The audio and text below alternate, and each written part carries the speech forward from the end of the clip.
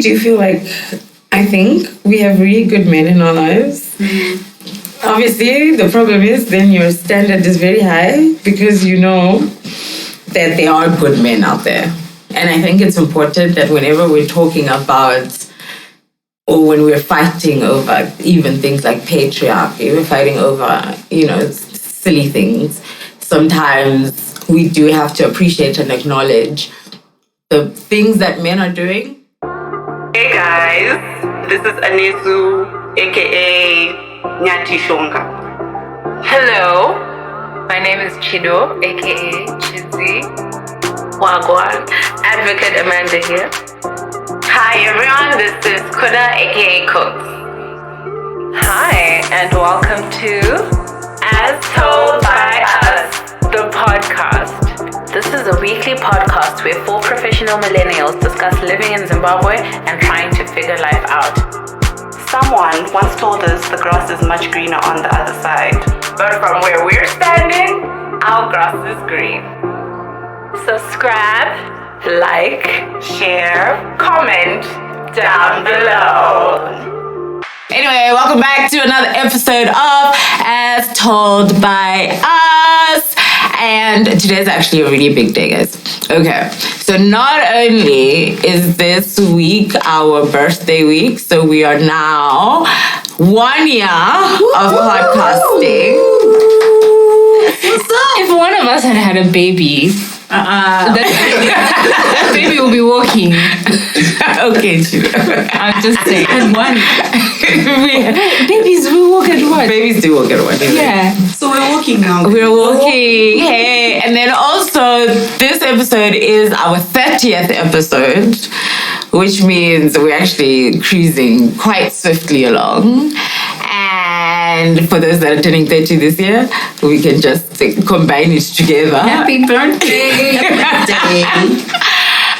Today is also Father's Day. So we also want to say a big shout out to all our daddies. So do you guys want to say hi, daddy, before I move on? Anyone want to say something to their father? I feel like everyone should say something to their father. Thanks. Just say Happy Father's Day, huh? Happy Father's Day. Baba Chido, Happy Father's Day. Happy Father's Day, Daddy. Happy Father's Day, Dad. I have to do this too? Okay. Happy Father's Day. Okay. That's great. Good job, guys. Okay. Also, I would say, to be fair, Happy Father's Day to my daddy too. Today we're actually talking about men's mental health because it is men's mental health month, the month of June. Today is Father's Day, so we are going to talk a bit about men's mental health. Before we started the episode, actually, I was saying let's maybe give flowers to some men who may not be our fathers if you don't want to put him in there, but some men that have been instrumental into raising us, or, good, close group of friends that are men that have carried you through.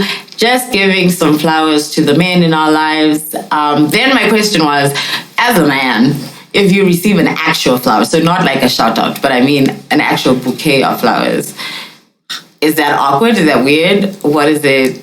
What vibe does it get? But because we only have one man here, I'm gonna ask him 6. If a woman gave you an actual bouquet of flowers, Yeah. how would you feel? I would think it's a nice gesture, but also in my head, I'm like, what am I gonna do with these flowers? It's very confusing.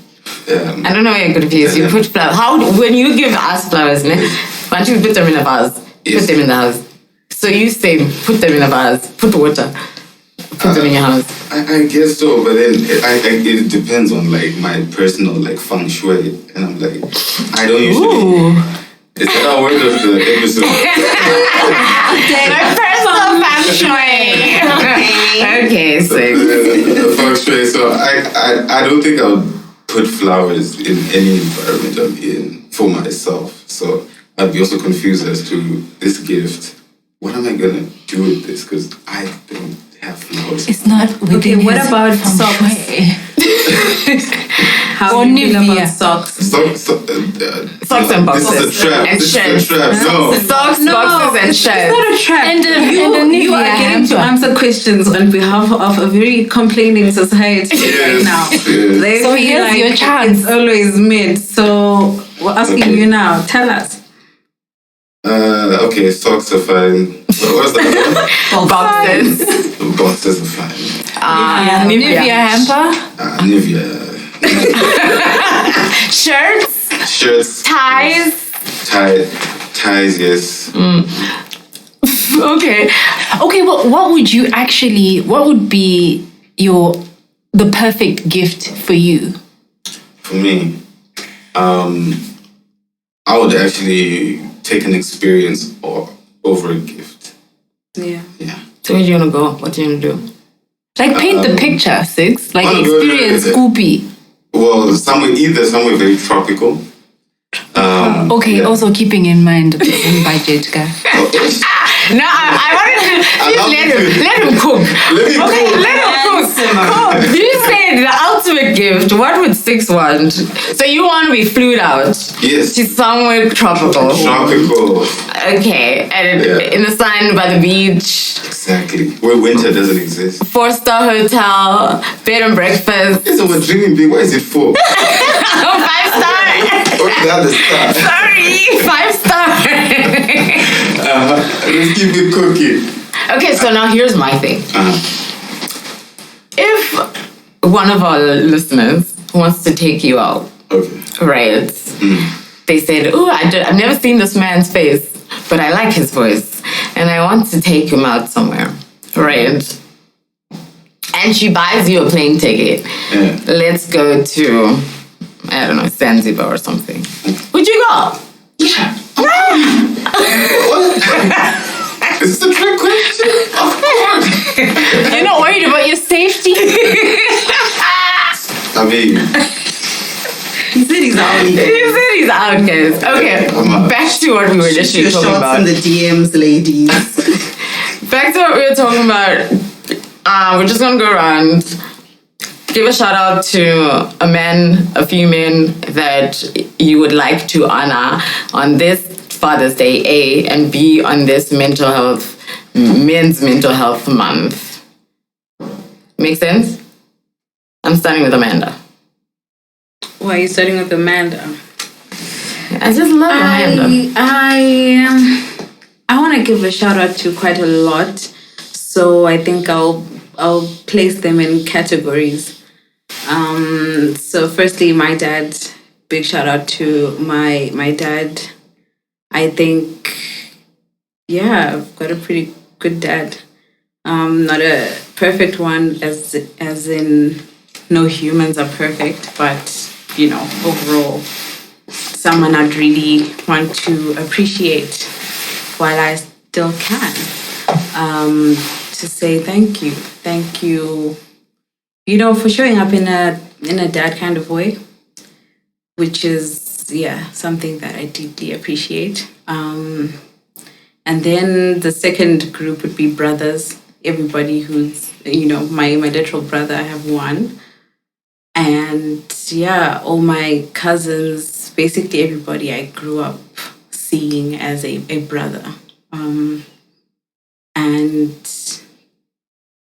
I guess now, I would say in my network, you know, in the professional space, I think I have a lot of mentors and people who are just, you know, I respect what they're doing and the way they're going about their lives. Mostly dads, young dads who are, you know, just playing their part, which is pretty nice to see. I think I'll give a lot of appreciation to the way our generation is going about fatherhood. So we see you guys.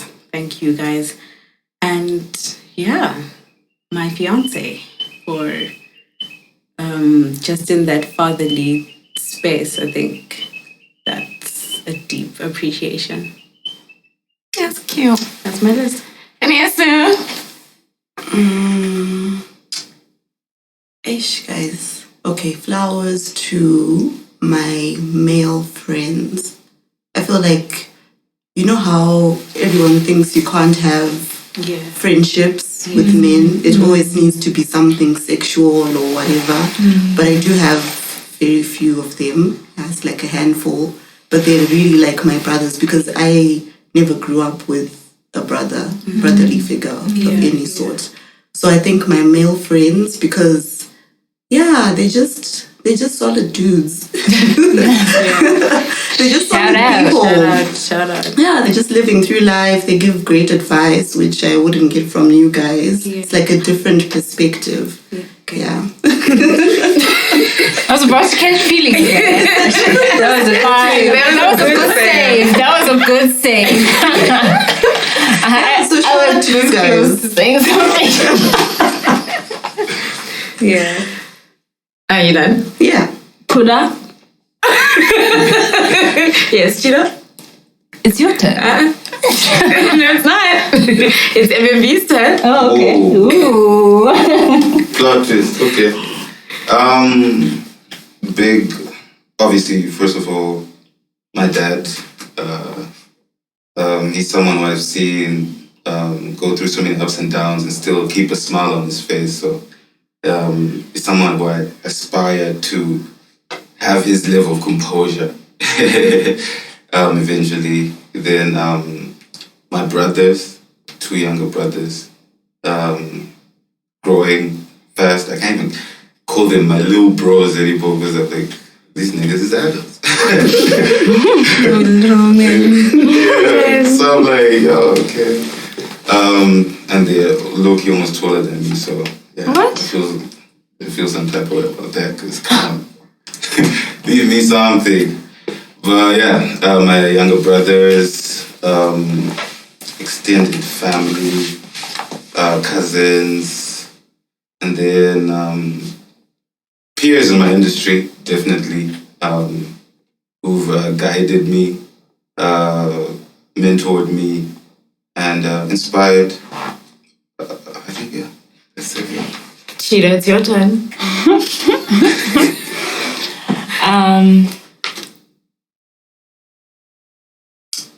So I think I want to give flowers to my brothers. I have a very unique experience with them in the sense that like they weren't always in my life. So just like having them in my life now is like really cool, and they're really cool people. So shout out. I know you're listening. Chida. Yeah, I'm done. Okay. I would give major shout outs to obviously my dad because that's my daddy.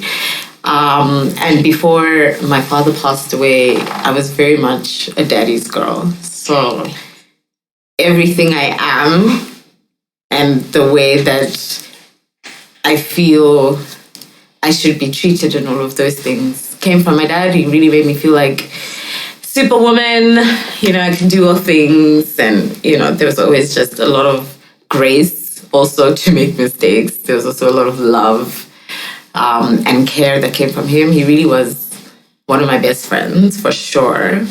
Shout out to my dad's friends who stepped up after he died, because I can't say that we really felt like obviously you lost your dad, but they really quickly filled in a lot of the gaps very fast. And I think just that support, just knowing that there's an uncle, whoever, who you can call if you need something, that was very, very helpful, particularly for my mom. Shout out to my brothers also. My brother, I call him Daddy Q, because his name is Q and he's, he has children. So I call him Daddy Q, so shout out to Daddy Q. He is my brother-in-law technically, but he's very much like my father. So I think he's kept us in line, like my father would have if he was still here. Shout out to my other brothers, Munyaradzi, McDonald, because the things that men are supposed to do in the household. Check the cars, fix the sink, those kinds of things. Even though we're living in a household of just women, there's a man you can call very quickly to say, something's blocked, come fix it. Yeah. And then lastly, to my male friends, because I think they have given me, so I'm not a person who easily shares my feelings. It makes me so weird. Like I feel, sis. Right, I don't really talk about my feelings like that. I'm very logical about how I experience things. But sometimes you have feelings behind the logic, and they have pushed me a lot to say, okay, no, I hear what you're thinking, but what are you feeling? And I'm like, sis. Good conversation. Yeah, but I'm like, they make me so uncomfortable, and they know that they do, but like, it's one of those things that I feel, even say I'm in therapy, half the time I'm not talking about my feelings. I'm talking about, okay, I think, I don't, like, I'm very much a repress your feelings type person. So my male friends that have really been instrumental in helping me feel my feelings and like making it okay to feel my feelings. Yeah. So, sure. I was gonna just actually add after you were done. I'm done.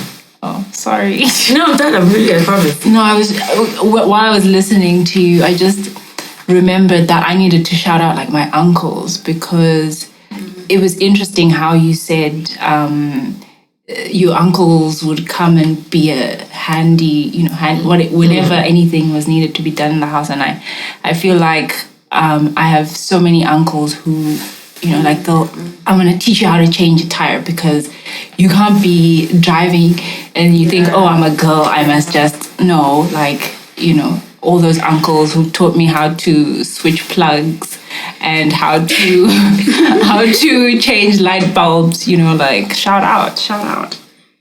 I really do feel like, I think we have really good men in our lives. Obviously, the problem is then your standard is very high, because you know that there are good men out there. And I think it's important that whenever we're talking about, or when we're fighting over even things like patriarchy, we're fighting over, silly things, sometimes we do have to appreciate and acknowledge the things that men are doing. And even though, yes, we do have, especially for women, we still have a long way to go in the equality, equity debate, but there are men that are doing great things. And I think it's always important to acknowledge that when it does happen. But like I said, today we're talking about mental health for men in this men's mental health month, right? And to be fair, this is really going to be more of a MMV discussion than anything else. But it's really important because we've been discussing that a lot of suicides come from men, or men are most likely to commit suicide than women. Some of the stats look like this. Okay, so globally, men are more likely to die by suicide than women. The global average is 12.6 men per 100,000 compared to 5.4 per 100,000 for women. In Africa has the highest suicide rate in the world.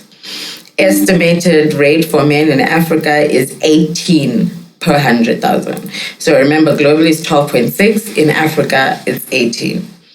And then in Zimbabwe, the last kind of data that I could find was 2019. And Zimbabwean men were the rate of suicide was 23.6 men per 100,000. Right? So if in Africa, globally there's 12.6. In Africa, overall it's 18, but in Zimbabwe it's 23.6. that means you guys make the majority of the 18 of the African population of men that commit suicide. Unfortunately, because there's obviously a lot of underreporting for suicide, the data is a bit shady and dodgy there. But I definitely think there could possibly be a lot more than the 23.6 that we are seeing. So, first question to MMV is, why in the hell? Why? Like, what's happening? What's wrong? Why? I think it's a lot of factors, but I think the main underlying one is pressure. Like, as a man, you kind of just get into this world and you have to have so many expectations. Some of the expectations are like real, like natural expectations, but then some of them is even like just pressure you put on yourself eventually. So I think in this country, like it could be, the economic situation, and then you have to deal with family, because there's even hierarchies of men in the family. Like already when you join a family, there's already like, this is Mkwasha number one. And you need to say how you rank up with Mkwasha number one, So it's kind of like we're always fighting some sort of like a Game of Thrones type thing, and it gets sometimes into the toxic side where we get the toxic masculinity, and which is very destructive. Then the healthier side, I guess, is just competition and, I guess innovation, that type of thing. But when we get into a space, generally, guys, we just like, instantly like click. Like from the first link, you already know, like, okay, nah, this brew to the side, or like we're going to be friends for life type thing. So, yeah, I don't know. I'm going on a tangent now, but... Please, continue. Going back Hey there, lovely listeners. So listen, running a podcast in Zimbabwe is quite the journey. It requires resources. And when I say resources, I mean money, time, and effort. Wondering how you can support us? Well, we've got you covered with Inbox. Or World Remit if you're on the other side of the world and you'd love to contribute. Our Inbox number is 077-810-3171. Whether it's the cost of a cup of coffee or a virtual high five, every little bit of your support counts. Remember, supporting our podcast isn't about funding our caffeine addiction, though it is in part, but your support keeps our podcast alive and thriving and helps us create more content, ensuring that our laughter echoes through your devices. Thanks again for being part of our community and for listening.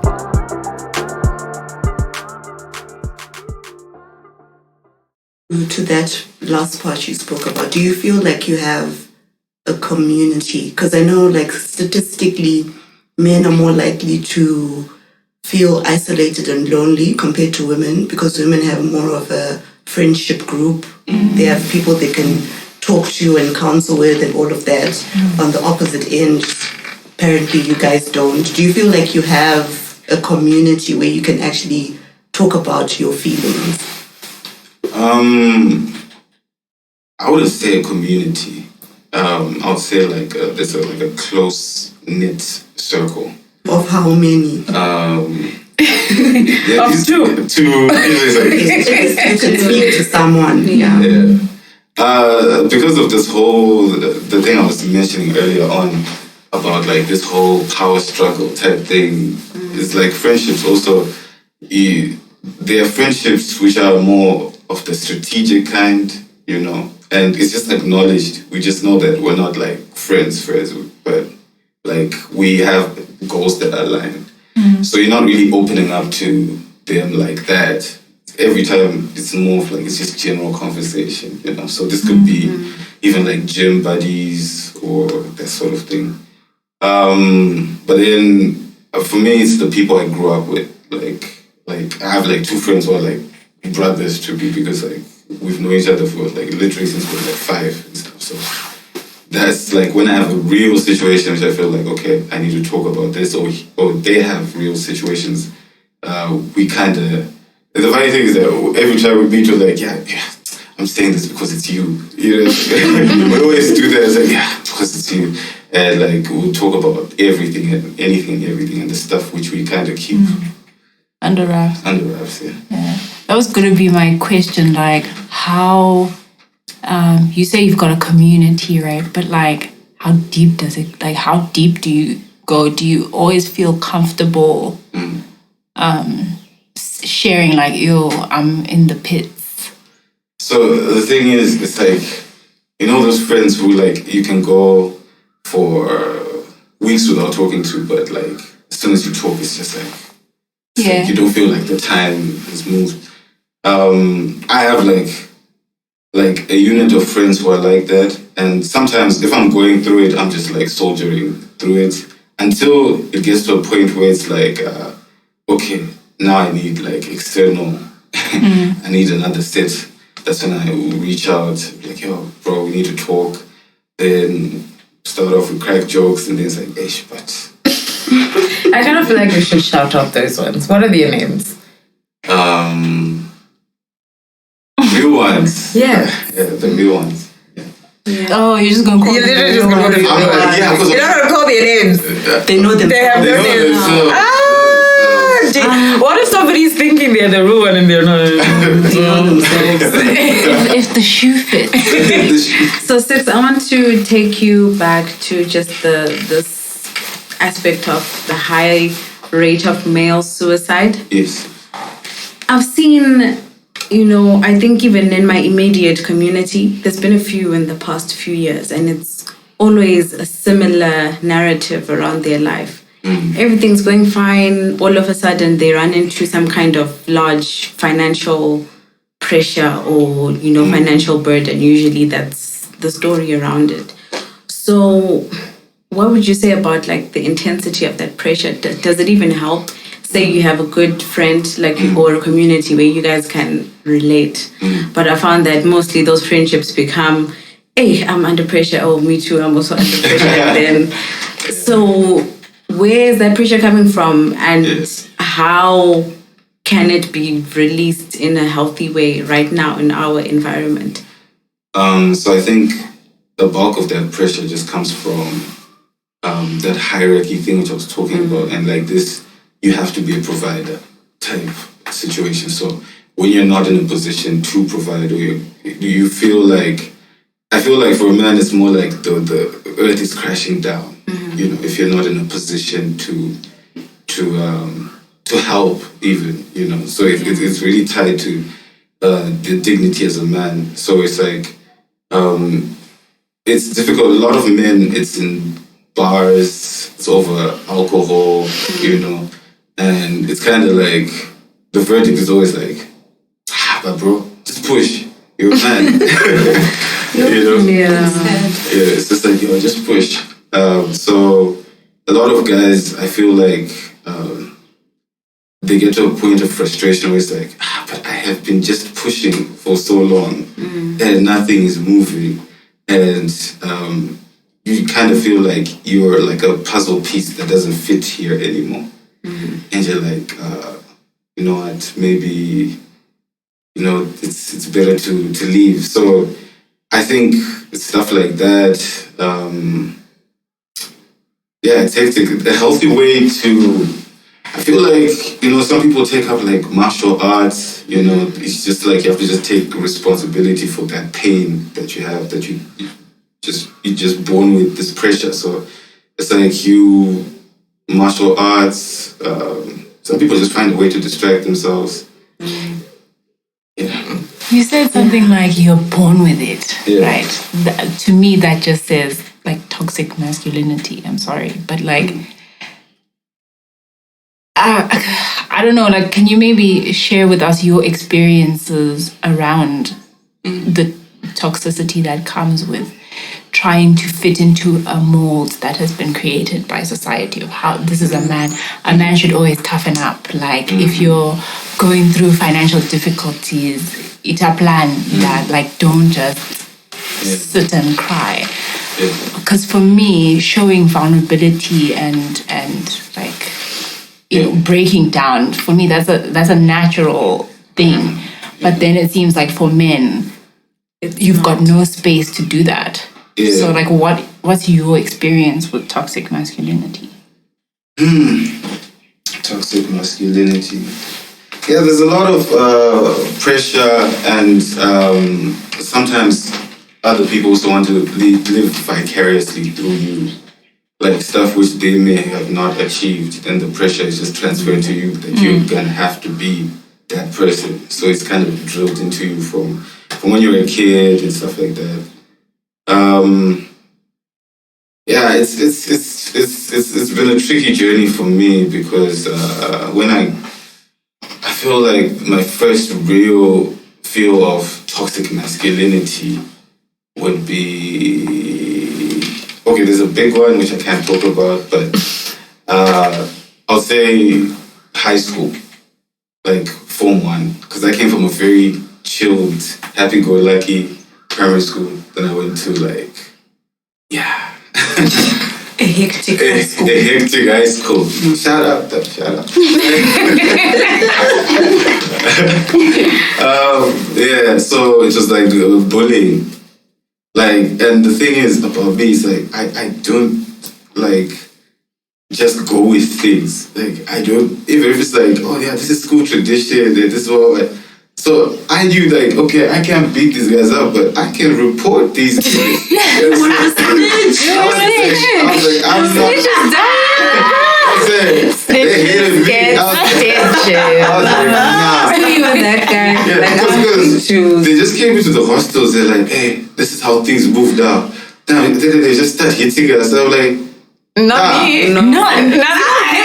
I pay school fees for I'm But you know what? It's actually, whilst you're on that, right? I feel like bullying in life in general happens. At a girls' school, also, it's a different kind of bullying, but it's obviously still a bullying.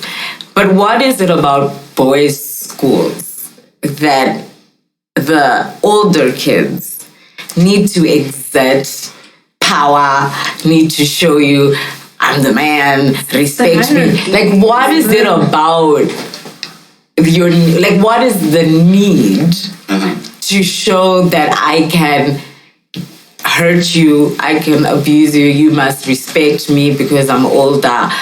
That then goes into the severe kind of hitting, punishments that make no sense. People are what is it about? Why does it get that extreme to show that you know what I mean? Like, why does it get? Like, why does it have to get that deep? Like, I can understand the wanting of respect, and then like here comes 6 who snitches, and then I get into trouble. So now I want to show you that I can do worse. I can do more, right? Why does it have to get physical? Why does it have to go to extremes? Just to show, because you are older. By virtue of being older, you've already won. Why do we now need to go through all this extra-ness to show and prove your power? And then I want you to move that into now when men, now we're out of high school, we're now fathers of households. You came out from the high school where you were the bra who was showing power. Now you're in a house, you've got your own kids, you've got your wife. You still want to be the bra with all the power. What is it about? Is it an ego thing? Is it just like you're saying, you're just born being told this is what men do, you must exert power? Or is this a personal man to me? I was about to say man to man. Man to man thing. So for the first question, the boys' school thing. So for me, even the guys who were like my seniors, the ones who were like doing like a lot of like toxic stuff and making my life directly a living hell, I was unashamed about like snitching on them, because I was like, hey, I'm just not gonna tolerate this. Like, and to be honest, I did get like pep talks because like a lot of my uncles went to boys' schools and stuff like that. So it was just like, hey, this is how it goes. And I'm kind of like, the way I'm wired is kind of like, why is it the way it goes? It makes no sense, But then also, I played rugby a lot. And because I played rugby a lot, like there was like also like this toughness where it's like only when the bullying gets extreme, you know, that's when I can. But then there's just like general stuff which is just like kind of like light hazing, which is like, you know, I'm like a small peon in this ocean, or as like our grade 7 counselor said it, you know, a small fish in a big pond. Yeah. So the reason why men get into this whole like because ultimately I feel like under it all we're just like animals, you know, asserting dominance, you know. Like, so I'm going to talk about this whole concept of like the alpha male, right? Not in the shit because that's not in that way. That's not allowed here. that's some nonsense. A lot of men want to be the alpha male, and the alpha male is like kind of like the super provider. He's like, yo, he's there for his family. He's just cool. He's got everything material wise. It's like it's just like picture perfect, that type of thing. I guess that's the interpretation in this modern sense, but it's also just that feeling of like I have an area of dominion and like I'm kind of crushing it, you know, that type of thing. So now sometimes it gets a bit toxic because like it gets into a point of like, yeah, well, if I'm the man, surely he's not the man. So why is he in China? Only one of us can be the man. Exactly. It's like, nah. Then that's when you get like stuff like gangs or like wars, even on a macro scale. That's the whole point of it. It's like this need to conquer this imaginary kingdom. You know, it's just like, yo, I need to be like the one, you know. And I guess in a positive sense, it's like, yeah, we all want to be the one. So let's like compete to like find the process type thing. In a toxic way, it's like, hey, bruh, you know, that's when you get like criminals, you know, and stuff like that. Yes, I hope I answered the question. Oh, you went into the households when they get married and stuff. Yeah, funny enough, I actually had a conversation with a friend about this like yesterday. It was like, yeah, you know, like I'm the senior manager, babe, but now with my wife, it's like if she says I have to do this, like, I'm gonna do it. You know what I'm saying? So I feel like it really now just plays out to also attributed to like nurture, you know, like also the certain way you were raised and how you related to because like I know a lot of like even guys in my family were like super alpha males, but like when their wives there or my grandma always like, hey, They be perfect. damn, you know. So I think it just depends on like that whole childhood phase and traumas. If you have taken responsibility for that pain and kind of gone like, hey, look, you know, it's up to me to deal with this and just like keep it pushing, or will I let it like define me? So if you're like already like a broken child, if you get into a boys' school now, it's now like, nah, I have to be first team, I have to play for Tigers, I have to like do this, I have to do that, I have to show these kids that, you know what I'm saying? And then it's like now they're bullying, but it's more of like their way of trying to, you know, deal with those issues. Then when they become husbands, it's now like they're still dealing. Yeah. Speaking of trauma,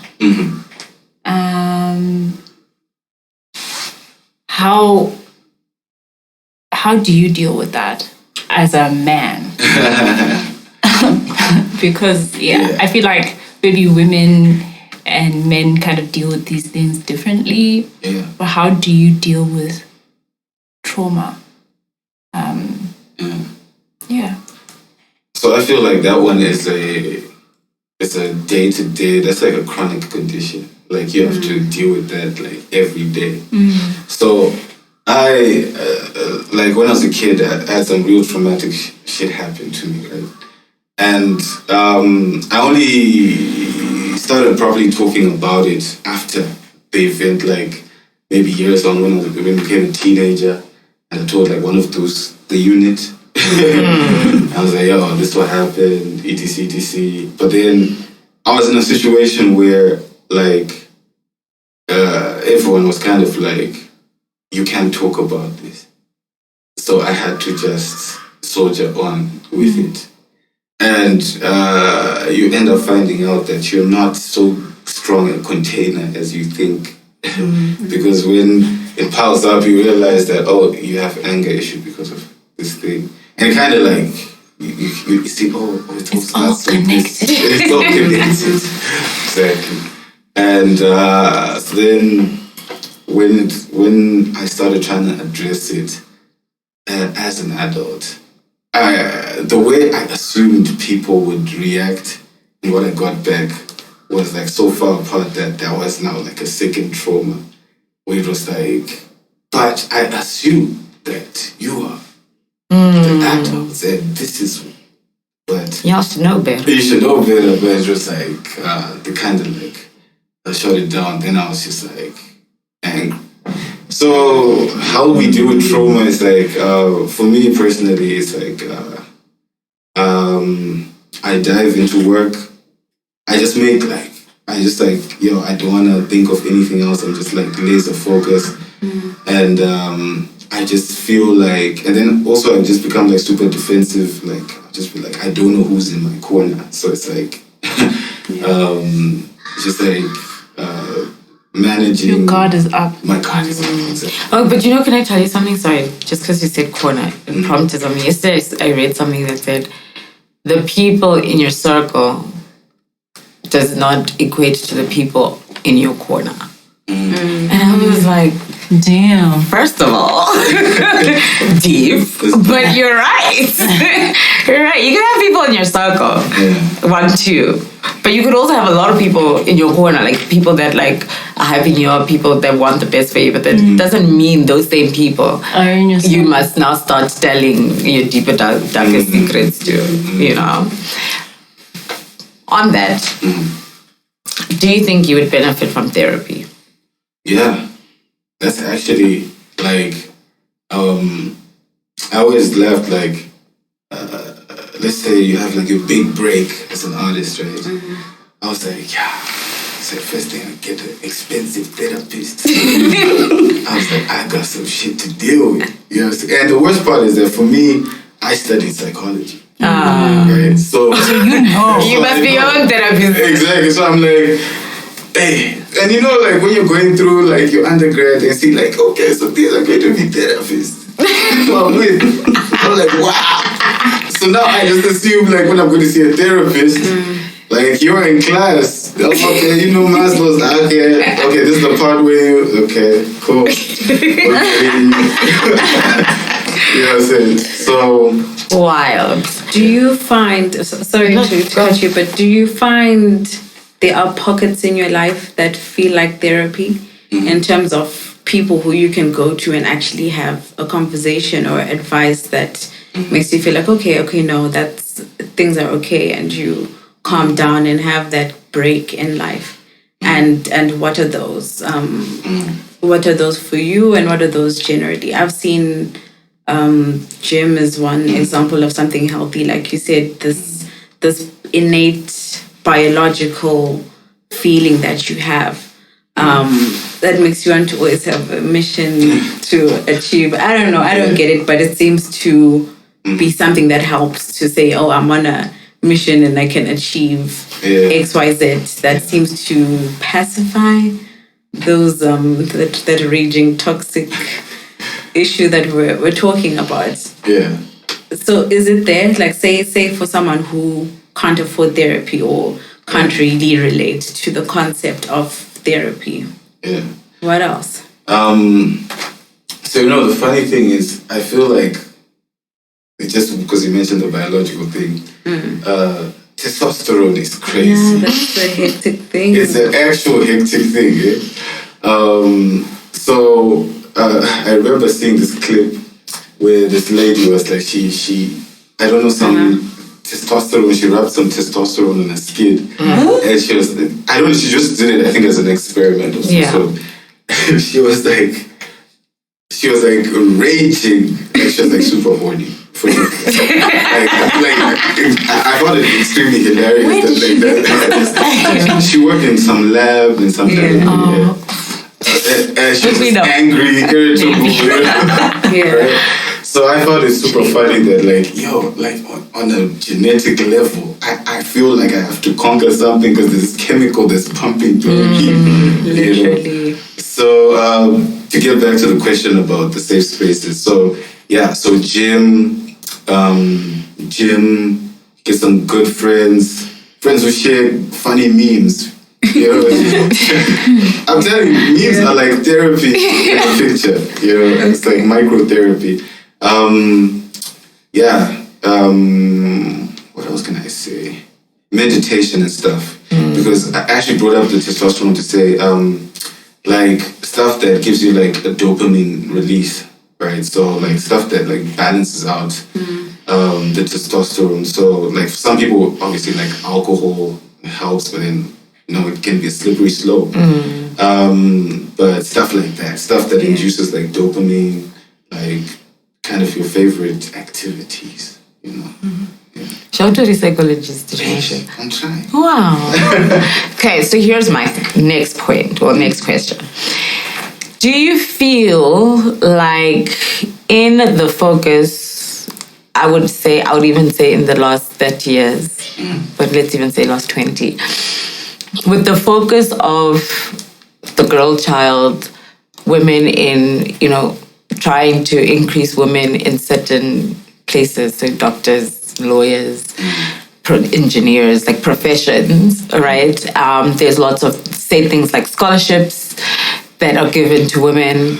There's lots of grants that women have access to that have now shifted a focus on let's help the girls find independence, find themselves, right? Do you think that there has been a neglect of the men, right? So this is more on an institutional basis, but then also socially, say as a woman, you get things like bridal showers where all your aunties are telling you how to be a good wife and a good mother. You get baby showers when you have a baby. If you are part of, say, our Shona culture, when you are pregnant or just after you give birth, you go live with your mom for a bit. Mama tells you, this is how you take care of your baby. And there seems to be a lot of focus, even think about like church aunties, even the nurses, everybody's trying to tell you what to do with your kid. Everybody's trying to tell you how to do with your marriage. Like there's so many people in your business, right, as a woman, but that I obviously don't think men get, even socially. So there's no like, what I was gonna say, groom's shower. There's not a groom's shower where like your uncles come and say, sit you down. This is how to be a good husband. This is what happens when the economy flops. This is what happens when you get fired from your job. This is what but you're still meant to be the provider. You're still meant to be the protector. You're still meant to keep it together. Men don't cry. All of these things, but there's no one teaching you how to solve problems, say in your marriage or in your relationships when the economy goes to shit. There's nobody telling you this is what you do when you can barely put 2 cents together. Nobody's telling you what to do when, like you're saying, emotionally you are raging and you don't have an outlet to let it go, right? So both institutionally and socially, there's an argument to be made that men have been neglected, and because all the focus has now gone to the women. Do you think this is accurate? Do you think there needs to be more spaces like groom's showers, like men's showers, or whatever, just when men come together and teach each other things? Yeah, I think, especially as a Black African man, we need more of those. And in fact, like, I feel like some of the institutions actually that you mentioned, such as like the bridal showers and stuff like that, like men should just like drop their egos and have an equivalent, because like that would be invaluable information, right, if the market crashes. And I think in other cultures and other races, it's actually the norm. They actually pass down this knowledge, but then because here it's kind of like crabs in a bucket type situation, it's just like, we're just gonna grind it out, crush the competition, And in terms of the equality, I think as obviously as the shift expands, right, and now it's like on the girl child. In that process, I think on a literal sense, obviously there might be like less opportunities for men in that situation, but also that's kind of the price of equality, you know, and as it expands. But I wouldn't say there are a lot of like programs catered to men in general, because I think ultimately, since most of the system is also designed by men, there's also like competition within that, you know. So ultimately, That's interesting. it's a tricky situation. It's like whatever is the strong of the time. I feel like that's what men, whatever represents strength in that time period. Maybe it was like gold and railroads back in the day. But right now it's like, okay. You know, a lot of guys would say, I mean, like, there's Mbingas, right? There's this big Mbinga culture. That's another level of pressure for, like, imagine, like, you're a 23-year-old student in varsity, you know, and you're going like, but your hand can be taken by Mbinga. And now, your pockets ain't even like that. And they're not even supposed to be like that. You know, and if you're in a circle that's just echoing that, you constantly... It becomes a thing. It becomes a thing, and people relate to women in a way because of those type of conversations where it's like, nah, every hand is a gold digger. I bet you, like, a lot of dudes, that's like their maxim. Yeah. You know? But then that's why I feel like for a lot of men, another super important thing is to spend time with women. Amen. Yeah. You know, funny, when you just mentioned this whole Mbinga can take your hand. When Kuda asked you why it's that deep, I was waiting for the part where you said, usually it's over a hand. You want to look good. You want to be the alpha for what? For women. For men. Yeah, that's actually very true.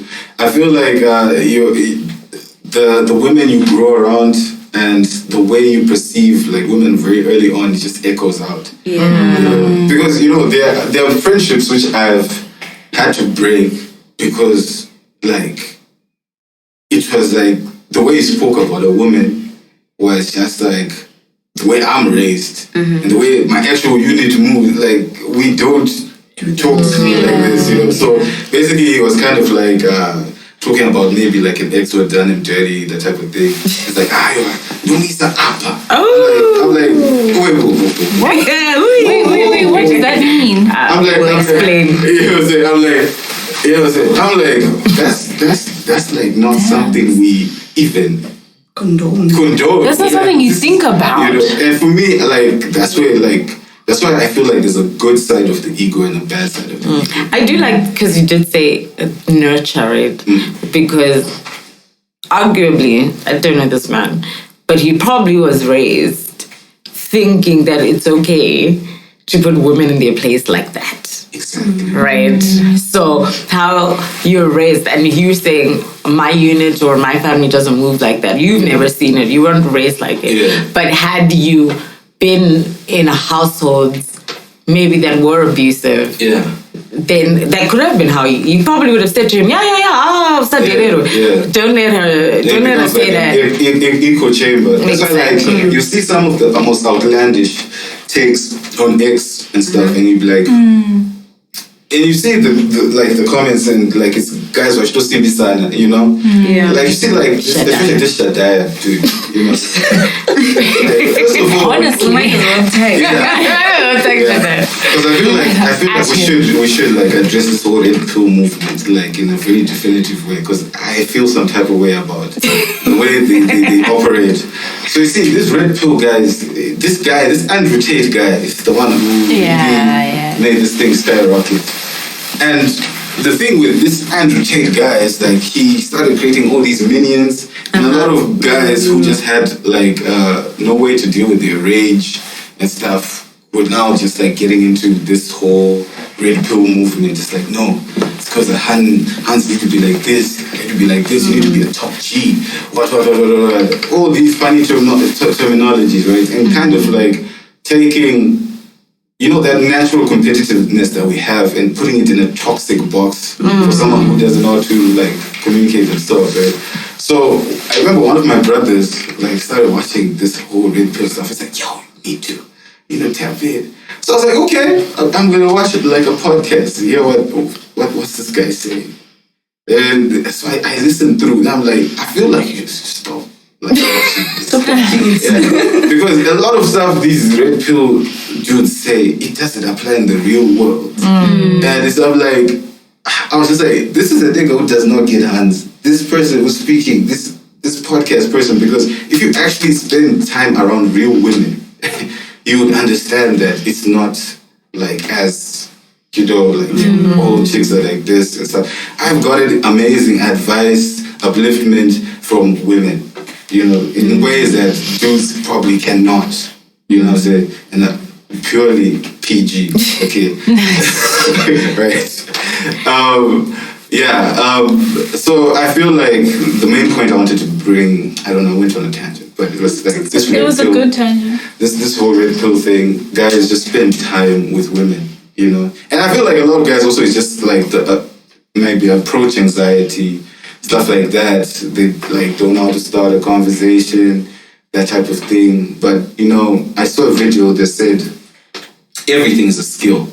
Like, if you treat everything as a skill and you just genuinely have the intention to want to be better, because there's a lot of men who do come from toxic backgrounds or upbringings who actually changed and are actually not influenced by that and are good people, And then you have also the opposite, where it's like great upbringing, one big trauma that happens later on and you're now like a villain, So ultimately, it's just like taking care of that inner space, surrounding yourself with good energy.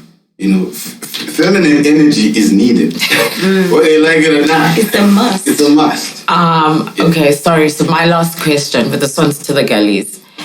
It's that, do you think also as women, we are playing a part in stressing out the men to the point where they then do commit suicide, right? And in that I mean, if your partner, if your brother, if your father, whoever comes to you and says, mate, I'm so stressed, the economy is not working, I don't know what to do, I'm finished, I'm tired. And they are breaking down in front of you, they are vulnerable, they're trying to share their feelings. A lot, I don't know, maybe the fear that men will have. Remember, I don't know, we talked about this a bit last week also when we were saying they then feel like women will use these things against them, like use the words that they say against them so they don't share. But are we as women creating safe spaces for men to come, cry, break down, be vulnerable, share and say, I don't know what to do. I can't provide, I can't protect, I can't do the things that I'm expected to do societally, right? But you're my partner, you're my friend, you are my whoever. And I just need a place where I can be safe and I can share my feelings without this being used against me, abused, without me being laughed off, without me being told, go be a man. The answer is no. No, we're not creating safe spaces? I don't think so. I feel like there's a lot of internalized patriarchy on both our sides that we need to really address. There's the red pill community on that side, but there's also us on the women's side. Sprinkle. Yeah. Sprinkle. There's femininity communities that expect men to be a certain way. And I feel like the way we discuss these things, the men on their side, they want to be the 1% of the world. There's only so many rich people in the world, guys. Yeah. They want to be high value men. That high value is like 1% of the population. So it's like that's lots of pressure on the guys, but there's also like lots of pressure on the girls because they expect every man, Tom, Dick, Tatenda, and whatever, to be that 1%. So I feel like, we need to give each other a bit of grace, especially living in Zimbabwe. especially with the economy. I feel like if your man's is trying, your man's is trying hard. He's doing his best. And I don't think we give them that much leeway. And that's why we have 23 out of 100,000 right now. Yeah.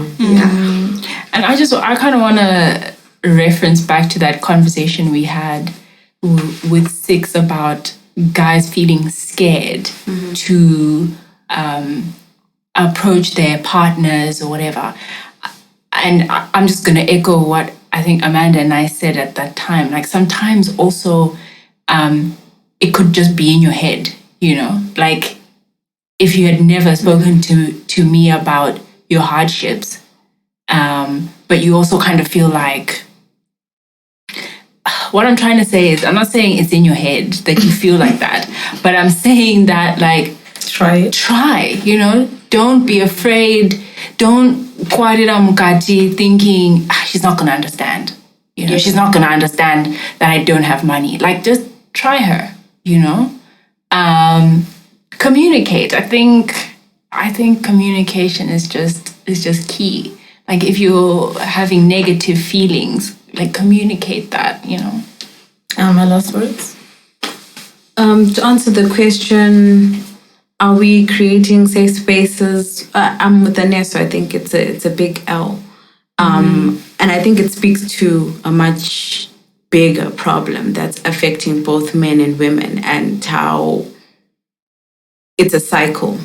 I was listening to a sermon this morning about fatherhood naturally, and it's such an important role. It's such an important space that can only be filled by fathers. And it's complicated in the sense that when you look at fatherhood next to motherhood or womanhood, you know, whichever way you put it, we're so different. And to the extent that there's some things that I think guys just won't get about women and we just won't get about them. And that's okay. It's supposed to be like that. There's a job that's being played, you know, it all fits together perfectly. So I think just understanding the importance of that space and what it does is really important, especially for men, because even when you talk about financial pressure, right? Men will always, my kid's this, I've got children, right? And that's causing you to overwork, overdo. Your kids just want you to be there. Like your wife just wants you to be there. Like even if a lot of the time you might actually find somebody who's genuinely like, okay, I like this guy for some reason. I don't know why. Like, which is why I think your choice of orientation, it's just one of those things. No one would just choose to like a certain thing. But then sometimes you find that one person who does, and then you let the pressure of outside distract you from the fact that she doesn't even want all of that. You know what I mean? Your presence. And I suspect that's actually what men are most afraid of. Where it's just like, I'm just the guy. I'm just here. You know what I mean? My presence here is enough for these people. I think for them to get to that point is they don't get it. They don't. And I guess it's hard. We're in an environment where it's hard. I think the lack of a male community must be very difficult. But then at the same time, it's silly because it's there. It's just a mentality where it's like there are people who would probably do the right thing, but you're in your head. Like what Shido said, we're not saying that it's in your head, you're making it up, but once you're in your head a lot, you're thinking all the time. Yeah. Sometimes not even the reality. Sometimes things are okay. So I think those would be my parting words. Both sides are failing each other. But we just need to work at it, you know, one step at a time. I would say my parting words before I let Six close us off is that I think also as women, we need to acknowledge that men are important too. Yeah. I think we have Your feelings matter. Yeah, we've gone through a lot of like women empowerment, independence, whatever, right? And we are at points where we kind of feel like, I don't need a man, I can do it by myself. I don't need, I don't need you, it's fine, right? And when I start feeling like you are letting me down, instead of communicating my feelings, I'm just like, you know what, let me go to the next. There's another, right? Without me actually saying, since I actually think you're letting me down, I feel I don't think the partnership of being partners still exists the way that it should, right? I think we kind of, even as women, it's very, very much like, I can raise my kids by myself. I don't need you. No, you can't. They need a man. Somewhere along, they need a father. You might think, this nigga ain't shit, right? But believe me, your kids need them.